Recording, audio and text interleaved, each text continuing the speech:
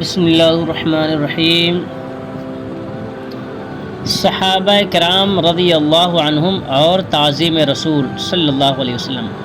عروہ بن مسعود کہتے ہیں کہ جب قریش نے انہیں صلح حدیبیہ کے سال نبی اکرم صلی اللہ علیہ وسلم کی خدمت میں بھیجا، انہوں نے صحابہ کرام علیہم الرضوان سے نبی اکرم صلی اللہ علیہ وسلم کی بے پناہ تعظیم دیکھی۔ انہوں نے دیکھا کہ نبی اکرم صلی اللہ علیہ وسلم جب بھی وضو فرماتے تو صحابہ کرام علیہم الرضوان وضو کا پانی حاصل کرنے کے لیے بے حد کوشش کرتے، حتیٰ کہ قریب تھا کہ وضو کا پانی نہ ملنے کے سبب لڑ پڑیں۔ انہوں نے دیکھا کہ نبی اکرم صلی اللہ تعالی علیہ وسلم دہنے مبارک یا بینی مبارک کا پانی ڈالتے تو صحابہ کرام علیہم الرضوان اسے ہاتھوں میں لیتے، اپنے چہرے اور جسم پر ملتے اور آبرو پاتے۔ آپ صلی اللہ علیہ وسلم کا کوئی بال جسم اطہر سے جدا نہیں ہوتا تھا، مگر اس کے حصول کے لیے جلدی کرتے۔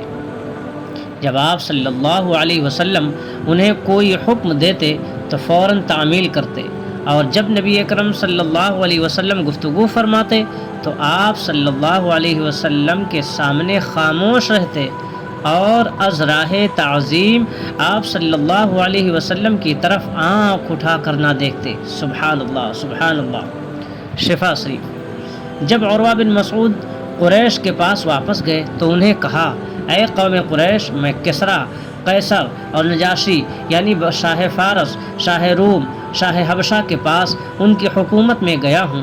بخدا میں نے ہرگز کوئی بادشاہ اپنی قوم میں اتنا محترم نہیں دیکھا، اتنا عزت والا نہیں دیکھا جس قدر محمد رسول اللہ صلی اللہ علیہ وسلم اپنے اصحاب میں معزز ہیں۔ ایک روایت میں ہے کہ میں نے کبھی ایسا بادشاہ نہیں دیکھا کہ اس کے رفیق اس کی اس قدر تعظیم کرتے ہوں جتنی محمد صلی اللہ علیہ وسلم کے اصحاب علیہم الرضوان آپ کی تعظیم کرتے ہیں۔ تحقیق کی میں نے ایسی قوم دیکھی ہے جو کبھی بھی نبی اکرم صلی اللہ علیہ وسلم کو نہیں چھوڑے گی اور ہمیشہ آپ صلی اللہ علیہ وسلم کی تعظیم کرتی رہے گی۔ حضرت براء بن عازب رضی اللہ عنہ فرماتے ہیں کہ میں چاہتا تھا کہ کسی امر یعنی کسی معاملے میں سرکار دو عالم صلی اللہ علیہ وسلم سے سوال کروں، لیکن آپ صلی اللہ علیہ وسلم کی ہیبت کے سبب 2 سال تک مؤخر کرتا رہا۔ حوالہ شفا شریف باب 40 جلد نمبر 2 صفحہ نمبر 71۔ حضرت عمرو بن العاص رضی اللہ عنہ فرماتے ہیں کہ مجھے نبی کریم صلی اللہ علیہ وسلم سے زیادہ نہ تو کوئی محبوب تھا اور نہ میری نگاہ میں آپ صلی اللہ علیہ وسلم سے زیادہ کوئی محترم تھا۔ اس کے باوجود آپ صلی اللہ علیہ وسلم کے احترام کے سبب میں آنکھ بھر کر آپ صلی اللہ علیہ وسلم کے جمال کی زیارت نہ کر سکتا تھا۔ اگر مجھ سے حضور صلی اللہ علیہ وسلم کی صفت پوچھی جائے تو میں بیان نہیں کر سکوں گا، کیونکہ میں آنکھ بھر کر آپ صلی اللہ علیہ وسلم کے جمال سے بہرا نہیں ہو سکتا تھا۔ حضرت اسامہ رضی اللہ عنہ فرماتے ہیں کہ میں بارگاہ نبوت صلی اللہ علیہ وسلم میں اس حال میں حاضر ہوا کہ صحابہ کرام علیہم الرضوان آپ صلی اللہ علیہ وسلم کے گرد اس طرح بیٹھے ہوئے تھے گویا ان کے سروں پر پرندے بیٹھے ہیں۔ سبحان اللہ سبحان اللہ۔ یعنی وہ اپنے سروں کو حرکت نہیں دے رہے تھے، کیونکہ پرندہ اس جگہ بیٹھتا ہے جہاں جو جگہ ساکن ہو۔ سبحان اللہ۔ ادب گاہست زیر آسماں از عرش نازک تر، ادب گاہست زیر آسماں از عرش نازک تر، نفس گم کر دمی آید جنید و بایزیدی جا۔ سبحان اللہ۔ حضور پاک صلی اللہ علیہ وسلم کی جیسی تعظیم و توقیر صحابہ کرام علیہم الرضوان نے کی ہے، ہم بھلا کب ایسی تعظیم و توقیر کر سکتے؟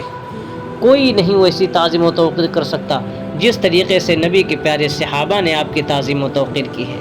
ہم آج کے دور میں جو سرکار کے لیے کھڑے ہو کر کے صلاۃ و سلام عرض کر دیتے ہیں، درود پاک پڑھ دیتے ہیں، یہ صحابہ کرام نے جو تعظیم و توقیر کی اس کا یہ بہت ادنا حصہ ہے، بہت مختصر سا ہے جو ہم کرتے ہیں۔ اس پر بھی وہابیہ دیابنا کے پیٹ میں اینٹھن شروع ہو جاتی ہے اور درد پیدا ہو جاتا ہے کہ کیوں سرکار کی تعظیم کی۔ میرے آقا پیارے آقا سچے رضا اچھے رضا پیارے رضا امام احمد رضا ارشاد فرماتے ہیں، سر سوئے روضہ جھکا پھر تجھ کو کیا، دل تھا ساجد نج دیا پھر تجھ کو کیا، تو مرتا ہے کہ کیوں تعظیم کی، ارے یہ تو میرا دین تھا پھر تجھ کو کیا، یہ تو میرا دین تھا پھر تجھ کو کیا، دیو کے بندوں سے ہم کو کیا غرض، ہم ہیں عبد مصطفیٰ پھر تجھ کو کیا، شیطان تجھ سے خوش ہے تو ہم کیا کریں، ہم سے راضی ہے خدا پھر تجھ کو کیا، تیری دوزخ سے تو کچھ چھینا نہیں، خلد میں پہنچا رضا پھر تجھ کو کیا۔